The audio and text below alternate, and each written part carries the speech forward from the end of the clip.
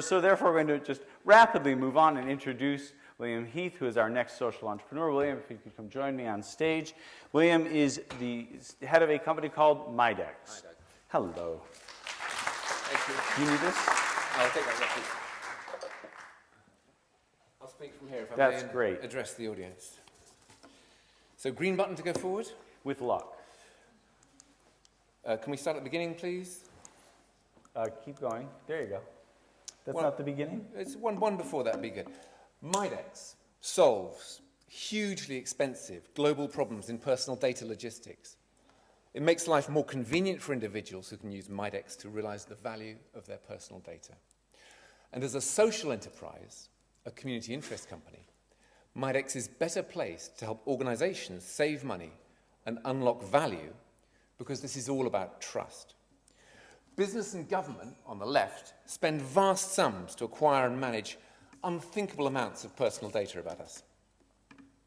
But it's full of error, inaccuracy, and duplication, and the harder they try, the more they put us off.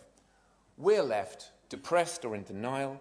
We ring call centers, we fill in forms, we agree terms and conditions we haven't read. Then we tick the opt-out box and walk away from this so-called relationships. Midex solves this by giving the individual a personal data store accessible from their phone or PC, stored in the cloud, encrypted, secure, and under their control. The individual can get an external proof of claims, of credit, of verified address, or a driver license, for example. And they can share any details they need to. You can tell everyone in one go if you've lost your wallet or moved house. And now we can opt back into relationships with organizations, but on our own terms. We can clean up the records they have on us if we want. We can share more valuable data, like future buying intentions, if we want. Midex-enabled individuals offer organizations the benefit of self-service. First, they save money on data cleaning, and then the clean data helps them reduce running costs. And above all, these new flows of scalable, structured, volunteered personal information create new value, perhaps the value of 10 Googles of today within 10 years. Midex is delivering the world's first live personal data store service now, with extremely significant and innovative participants. This approach is gaining international attention. It's on the World Economic Forum agenda for Davos. It's a natural evolution of today's social networks on the web. On personal data, the world is fast moving to the place where Midex has set up an asset-locked social enterprise. Remember, trust is the key that unlocks the savings and the value.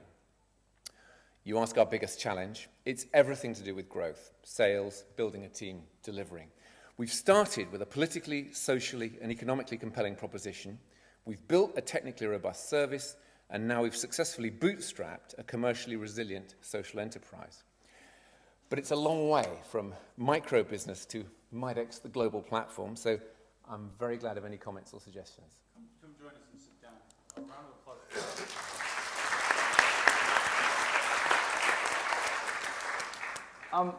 Can I ask what is perhaps the stupidest question you'll get? Please.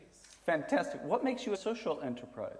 That is about as close to a Silicon Valley pitch as I've had tonight. It is. That's, by the way, not a criticism. It is, Doug. Is this working? I don't know, but it will soon. I'll try this one. Testing. Yeah, the social enterprise is our crucial global competitive advantage. The problem with personal data is that when companies hold huge stores of personal data, their shareholders want the maximum value extracted from that personal data.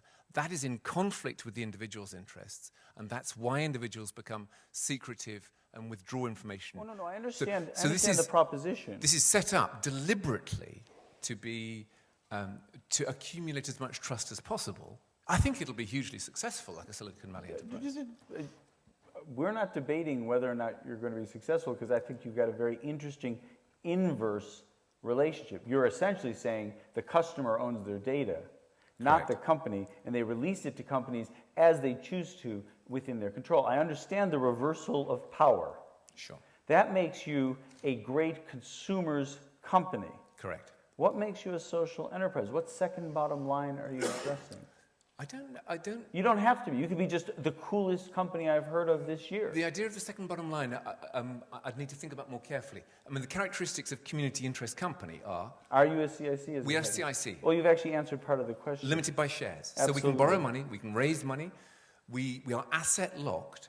So if we were next year's biggest success, we could not sell this company to No, Google. you actually answered the question. You've created a corporate structure that is about trust. Correct. You haven't created a corporate structure that's about return on investment. Therefore, you are inherently trustworthy because the data is owned by the customer and nobody can profit from it. But it's a Did I get it right? Yeah. We have to. The CIC returns 2/3 of its profits to its stated community purpose. That's right. Which is to help people realize the value of their personal data, whether that's through education, through improvement of the service, or through pursuing legal challenges if Midex users have been exploited. Okay. I think you've got a very interesting idea, but I wonder whether you're ahead of your time. And the reason why I answer that is this, that most consumers don't know that it's a bit like your medical records. You don't know you're entitled to keep your own medical records. And a lot of commercial companies are brilliant in terms of how they pay you a few coupons so they could hold onto your data. And the consumer generally doesn't know how powerful that data is in terms of telling whatever company about you. For example, I don't know how many of you have your loyalty cards, but I deliberately do not have them because I know that the companies are not really looking after my interests. They want to find out about me so they know how to market towards me. So as companies are still, in a sense, trading with people like this, your idea might be too far ahead of its time. You're spot on. In our research to launch Midex, we interviewed a wonderful woman in Croydon who, we asked her, she's a very expensive user of public services. We said, what's your personal data worth? She said, oh, maybe £1. Oh, no, maybe 50p. You know, this woman, it costs councils hundreds of pounds because they don't know where she lives. I think this idea has been ahead of its time for the last 10 years. I think the arrival of the coalition government in the UK creates the world's first conditions where you can make this work because they're broke, they've got to save money, and they've set their heart against a database state. They've cancelled the National ID scheme, they've cancelled Contact Point, they're pushing back on health records, and they don't know what to replace it with. So we believe we found the first opportunity where you can get this effect going. Let me just kind of carry that on a little bit. Just thinking like a potential consumer of what it is you're doing. I'm not sure I'm worried enough about my personal data to compel me to act and to join in, basically. I wonder what it is you could do to bring the issues that people should be thinking about in a way that people can understand. It's quite a complicated proposition, I think, for people. It's quite alien, it's quite distant. Yeah. How do you bring it to them and make them understand that there are issues they should think about? Before you answer the question, I suffer from the other issue. I know so much about what happens to my data that I spend my entire life in abject fear and paranoia about the level of confidence I have that everything about me is being stolen by some nefarious evil villain is out there. And I know that they've got my name. I've had them poached before. Yeah, I should leave the two of you talking to each other. I should be hugging you, basically, right now. So, but the challenge is, the challenge is an early adopter versus rest of market challenge. Yeah. Because Julie represents, essentially the intelligent rest of the world. There's a number of ways in. There's a number of ways. When someone takes out a mobile phone in your name, you'll realize what a problem this is. On the other hand, it could be done on a reward basis. If you realize that when you next decide to buy a car or take out life insurance, you can sell that intention for hundreds of pounds in cash, maybe that's what will tempt you. For me, I approach this through a concern about government IT, the database state, the idea of a welfare society tainted by security interests, so people don't know what decisions are being taken away. Why can't I fly? Because you're on some list and you don't know. That was my starting point, but our research says people will change because of convenience. If when you lose your wallet or you move house, you've got a way that you can tell everyone you deal with that you want to know very quickly, that's how people will change. People are only interested when they've lost their wallet. It's a bit like pregnancy. People are only interested in babies when they're pregnant. So it's a small market. I mean, I've recently got burgled, and they stole my cars and everything, and it was a real nightmare trying to sort it out. And even the insurance companies are there to protect you. You suddenly find out actually they're not there to protect you. They're trying to make enough profit, which is not to pay you as much as you deserve. So the problem you have is that people are only going to be interested when they're affected, and you have a tiny minority of people who are affected. Yeah, I mean, research we looked at suggests the average householder spends 1.5 weeks a year dealing with customer services, sorting out these details on between 60 and 200 organizations that you need to stay in touch with. I think what you're saying, your burglary is a perfect example. There are life episodes where you have a pile of administrative hassle to do with this stuff. If somebody builds an app on this platform to help you through burglary and everything involved in that, and it makes your life easier, that'll be the time you come on board. But you have to then get all these other parties to buy into it. That's I think perhaps the real challenge is this, because Doug was pressing me on this earlier. He doesn't like vague challenges. Quite right. What we're doing is not providing a wonderful new sausage or a wonderful new brand of water, which is visible, tangible product. We're trying to start a network effect. We're trying to get people and organizations generally to work differently together. The more people we have, the more organizations we can get using your model, the consumers and the supermarkets. The more organizations we have, the more utility there is for the individuals. So we are a micro business, a social enterprise, trying to start a network effect with global implications. That's the challenge. I'll tell you, literally the first thing that comes to mind is I think your competitor, and I always try to, the first question I ask myself is, if somebody can't give me the challenge in the way I want, I say, well, who's going to try to kill them? Yeah. And that usually clarifies my thinking. Yeah. And what springs to mind when I think about Midex, because I think about you as a tech startup in many ways. We are. And you talk like a tech startup, meaning you're almost indecipherable, right? And but that's fine, audience. But it's the nature of tech startups in many ways. And I think about who's trying to solve this problem for other reasons now. Yeah. Well, do you know who's trying to solve this problem for other reasons? Google's trying to solve this problem. Facebook. They're not doing it for your reasons. They're doing it for other reasons. Yeah. And in fact, they're so eager to help out that they've sent cars all over the world to peek in on your networks. Yeah. Oh, whoops, that was just one enthusiastic engineer. Sorry about that. The government thought they could sort it out. Well, yeah, except the government, then the the banks question said they I always have about every time the government leaves a CD on a train is what the hell was it doing on a CD in the first place? It's a very good question.